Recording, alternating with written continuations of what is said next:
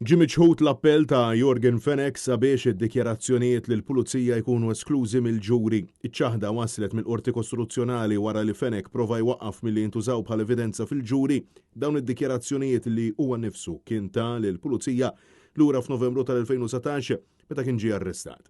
Jorgen Fenek jinsab akkużat kompliċità fl-assassinju tal-ġurnalista Defne Caruana Galizia u fl-appell tiegħu Fenek kien spjega il fil-waqt li ta' dawn id-dikjarazzjonijiet huwa kien taħt l-effett qawwi ta' droga kokaina u ma kellux kontroll sħiħ fuq dak li kien qiegħed jgħid.